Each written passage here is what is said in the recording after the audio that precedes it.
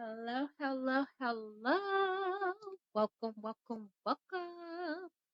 Authentically Keisha here again. And today I'm doing another reaction, yes. Um Earlier I did a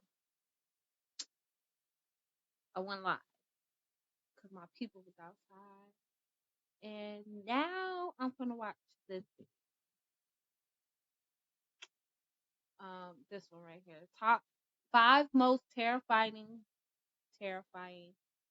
killer kids. Hate heavy foundation. This foundation covers everything, but it still looks like skin. Insane. Looks so natural. I took that 90-second.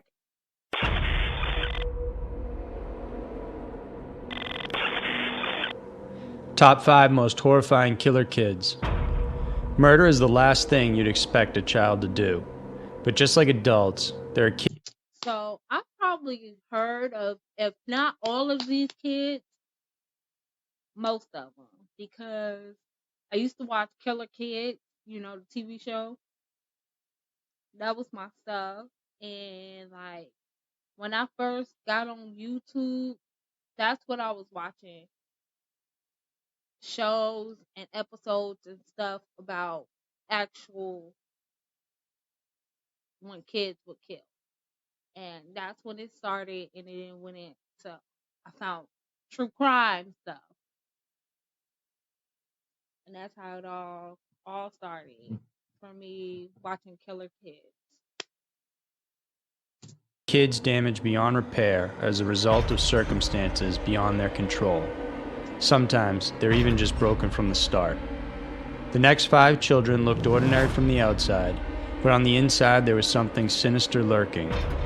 Here are the top 5 most horrifying killer kids. Top 5. Number 5, Eric Smith. So I remember Eric Smith. Eric Kit, Eric Kit. Eric Smith killed a little boy.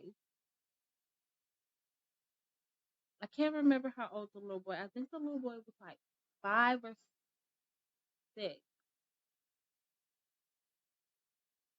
He was going to a summer camp or something, I think. I should let them tell the story, but I heard about him. No, he was 13 and say it right there, and he killed the little boy. And I believe he was going to the police, talking to the police, and going to the family. Like he was around the family, helping the family, and like he was trying to help the police with their investigation and everything. At 13 years old, Eric Smith had thick aviator glasses, tousled red hair, and freckles. He looked like your typical American teen. But there was something different about him. At a young age, Eric was prone to explosive anger and violence. I think he used to get bullied. At school. As a toddler, he would throw tantrums and bang his head on the floor for no reason. Later on, psychiatrists would diagnose him with intermittent explosive disorder, a mental problem causing sufferers to be violent and unpredictable. Add to the fact that Eric was often bullied at school, and the boy became a ticking time bomb. On August 2nd, 1983, the bomb August 2nd, 1983. That was 4 years and a day before I was born. exploded. Summer camp had started, and 4-year-old Derek Robbie was walking to the park where Oh, he was 4, not 5. Okay, he was 4. the camp was held. It was only 2 blocks away from his home with no streets to cross.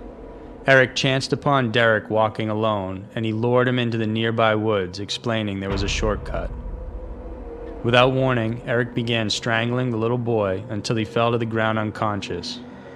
He then proceeded to pick up 2 large rocks, one after the other, and slam them into his head, resulting in the death of young Derek. Eric proceeded to undress the boy and sodomize him with a tree branch. He rifled through his lunch bag, smashed a banana, and dumped red Kool-Aid over his mutilated face. By 11 a.m., Derek's mother, Doreen, arrived at the park to pick up her son, but was told he didn't arrive. Shortly after, a search operation was underway, and Derek's body was found.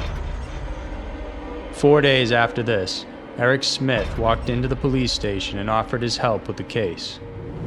I told you he was trying to help.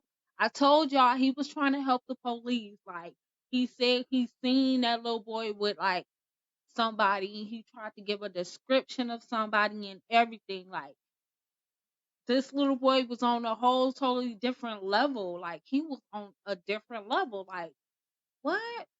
He was doing stuff I wouldn't think to do today. Like, I would I wouldn't kill nobody at all. But to kill somebody and not only like try to help in their investigation, like to find a killer when I know I'm the killer, like who does that? He gave information and asked questions in a somewhat gleeful way. The investigator didn't think much more of it, as it seemed simply like a child who wanted to play cop. That is, until he mentioned seeing Derek from across the street in an open field, which placed him at the crime scene. Eric was also able to describe Derek's clothes, including the lunch bag he had in his hand that day. 7 days after the murder, Smith confessed to killing Derek. He received the maximum jail sentence of 9 years to life, with parole eligibility every 2 years after the first 9 years. He's been denied every parole hearing and remains incarcerated to this day. How would you like to earn $10,000 a month? Or better yet, $100,000 a month like Catherine here. This girl's 24. Number 4, Christopher Pittman. It was 2001 and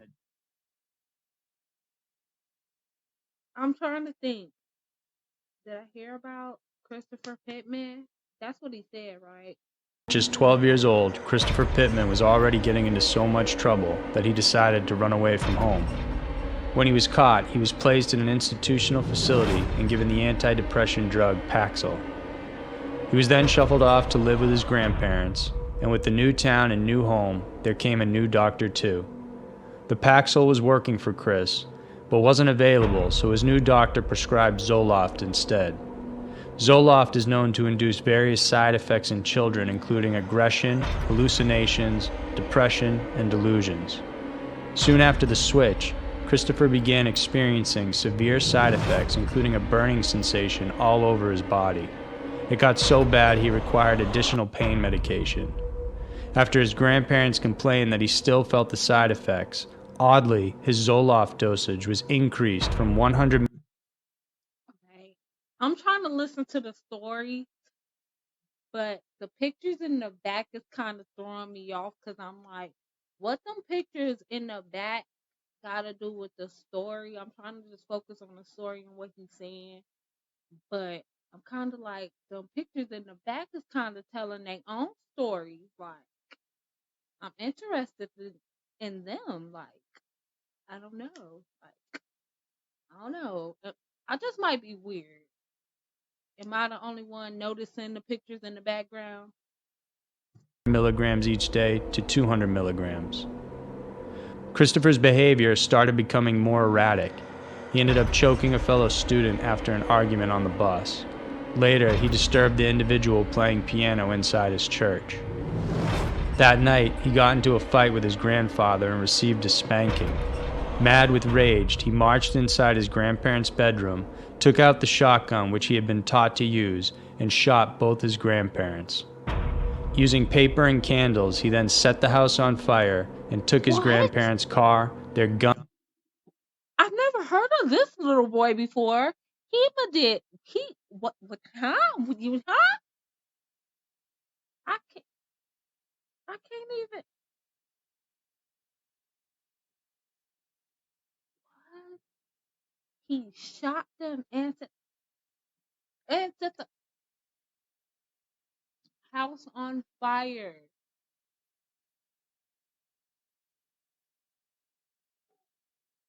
What?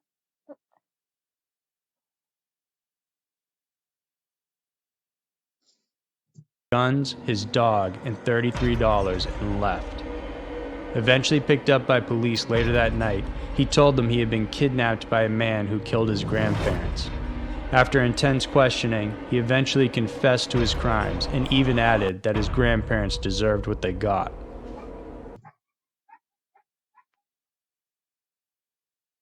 He said, he, he said, what? They deserved what they got? You, His trial centered on the controversial drug Zoloft and the effects it had on children. The doctor who doubled his dosage was never charged for any crime. Currently, Christopher Pittman is still incarcerated and serving a 30-year to life sentence. Number 3, Joshua Phillips. It was November 3rd. Oh, I heard about him. He killed that little girl right there and then stuffed that little girl under his waterbed. Yes. I she was like 8. She was 8 years old, I believe.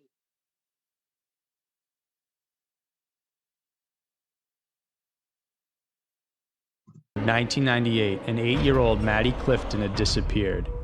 Police and volunteers searched dumpsters in the surrounding woods near her home, hoping to find some sort of clue for her whereabouts. What they didn't know was that Maddie was right across the street from her house the whole time, stuffed underneath a waterbed inside her friend and playmate, 14-year-old Joshua Phillips' bedroom. Josh had no history of violence. He claimed that one afternoon Maddie came over and invited him to play baseball. Maddie threw the ball, and he hit it, sending it back at her, accidentally hitting her in the eye, causing her to bleed. Panicked, Josh brought her inside his house. Josh's abusive father had a strict no visitors policy, and afraid of what his reaction would be if he found her inside, he dragged Maddie into his bedroom and proceeded to strangle her with a phone cord for 15 minutes. Afterwards, he hit her with the baseball bat and then stabbed her 11 times. There was no evidence of sexual assault, but Maddie's body was found naked from the waist down. By the time his father had come home, Josh had stuffed Maddie's body underneath his waterbed mattress, and there it sat for several days decomposing. Police began the search party, and after days of turning up empty, they decided to call it off. 7 days after Maddie's disappearance, Josh's mom, Missy Phillips, was cleaning his bedroom when she noticed a wet spot on the floor and thought his waterbed was leaking. She lifted up the mattress to try and locate the leak, and that's when she discovered Maddie's body. In horror, she ran next door and called the police.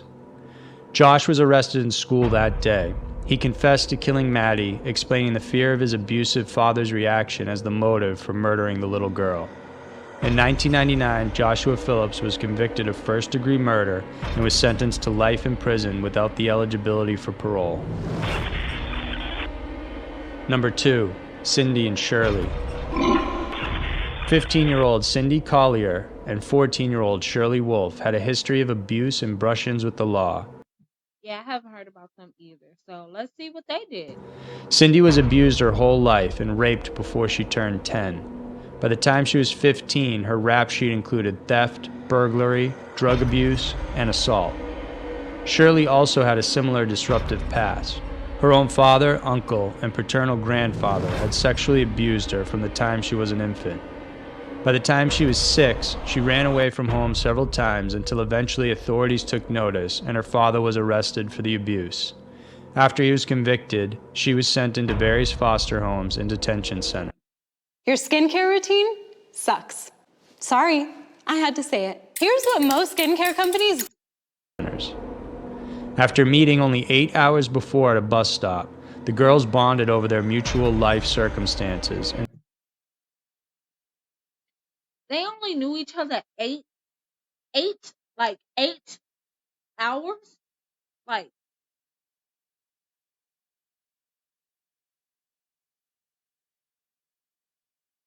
okay. And decided they would run away together. They spent time hatching a plan, which involved killing a stranger, then stealing their car.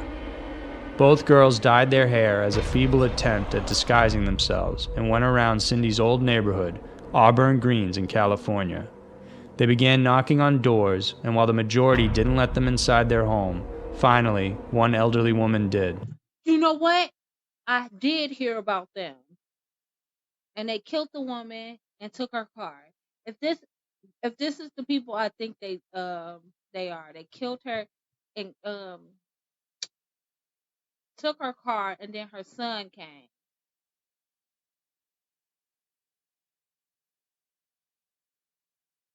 Wait, did they take her car? They took her car keys. Cause I'm kind of like in my head thinking of two different. Cause I got one where it was some girls, and they killed someone, and they took her car. Then I have another one where it was girls, and they wanted to take the girl's car, the woman car, but they couldn't. They didn't have the right keys or something, so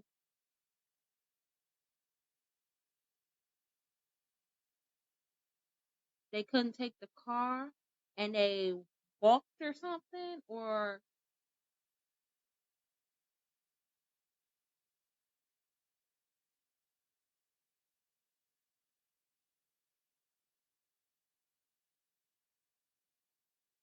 um, I think I'm thinking of two different stories. One where they wasn't able to take the car, so they just left, but they had killed the woman. And then it's another one where they killed the woman, took all her money and all that, and took her car. Anna Brackett, an 85-year-old with grandkids of her own, allowed them in. I think they took her car. The girls asked to use the phone, and they chatted with the victim for about an hour. At some point, Anna answered a phone call from her son, who was en route to drive her off to a bingo game. Knowing they had little time, the girls attacked. Cindy grabbed a knife, tossed it to Shirley, who immediately began stabbing Brackett in the back over and over again. Anna begged for her life, but the girls kept going until she was dead.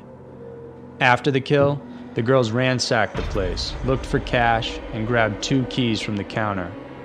The keys they took were the wrong ones for the 1970 See, they was the one that had the wrong keys. Dodge in the garage, and so the girls ran on foot near Highway 49.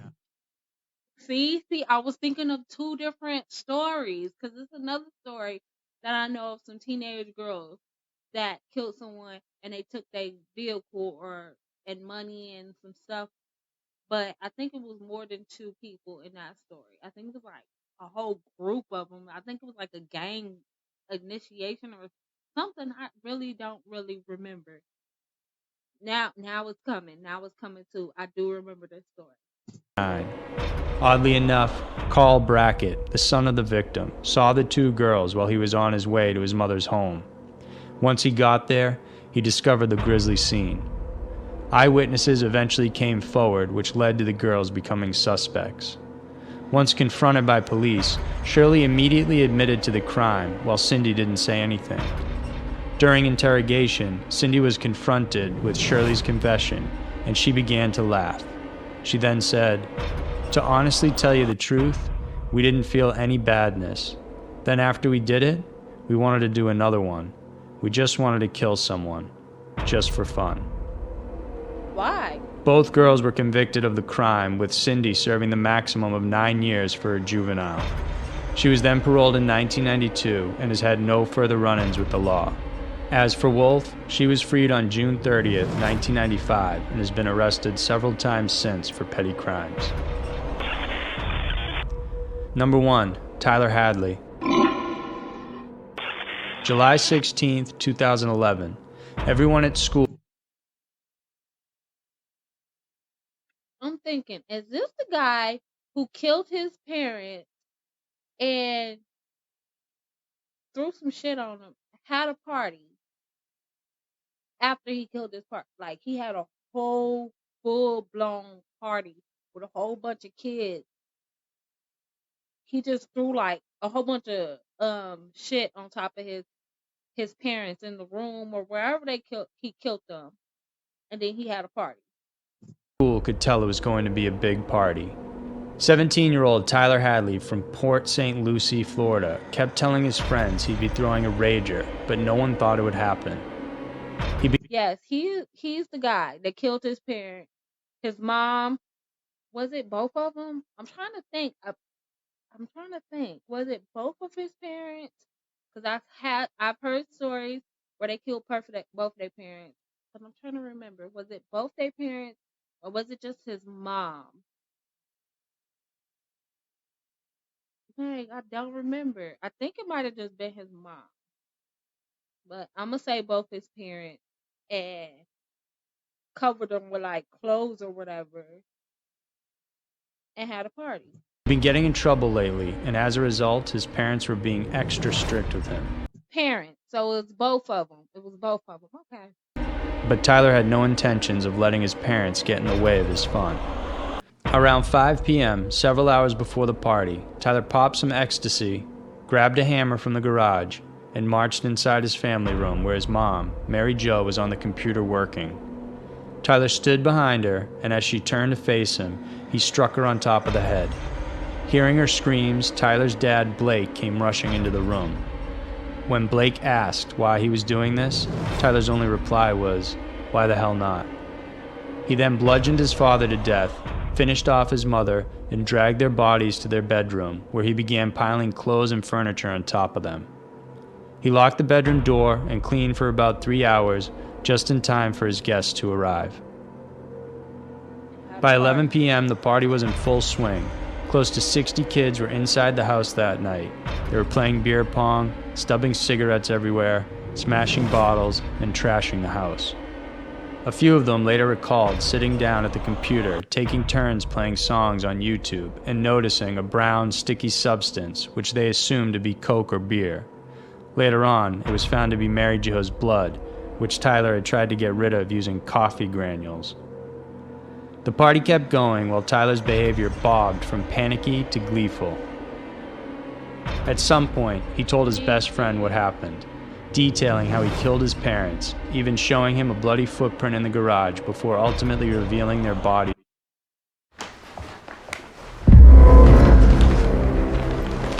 So it's crazy. In the bedroom. Heard of all these By 4:40 a.m., the police arrived. His friend Michael Mandel had called Crime Stoppers to report the murder, and Tyler was arrested when the police discovered the horrifying sight. Tyler's explanations for the crime varied. First, he blamed medications he was taking, then said his father was not his real dad, and insinuated he was physically abusive. Neither of these were true. Finally, he admitted that it was because he wanted to throw a party, but knew his parents would object to it. Tyler Hadley was originally charged with first-degree murder and sentenced to life with no chance of parole. But as of 2016, his case will be open for resentencing due to the Supreme Court 2012 ruling that barred minors from receiving life imprisonment without parole. So those were the top 5 most horrifying killer kids. Whether these children were a product of their environment, simply born evil, or perhaps a mix of both, the thought that a young person can commit such a terrible act like murdering is truly disturbing. Let us know which case you found the most horrifying in the comments below.